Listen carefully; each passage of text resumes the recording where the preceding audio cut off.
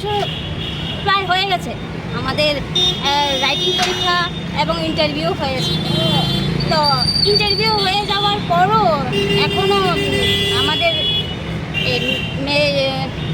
আমাদের result out হচ্ছে না। এই জন্য আমরা সবাই একসাথে জমাতে হয়েছি। জাস্ট আমরা প্রতিবাদ করতে চাই না, আমরা শুধু একটু জানতে চাই যে কবে নাগাদ দেওয়া হবে।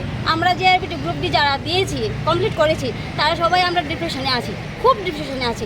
এই জন্য জমায়েত হয়েছি। আমরা আন্দোলন করতে চাই না, আমরা জাস্ট একটু জানতে চাই সরকারের কাছে, বা আমরা অফিসের মেন হেড ক্লার্ককে আমরা তো জানি না, কেউই জানি না নাম কি ওনার, কিছু জানি না, শুধু আমরা রিকোয়েস্ট করতে চাই। তো ভেবেছিলাম অনেকে আসবে, আমার তো ক্ষুধা, আমার তো এজও হয়ে গেছে, আর প্রায় 38-39-এর কাছে হয়ে যাবে, আমি এখন মনে নিই এইটা।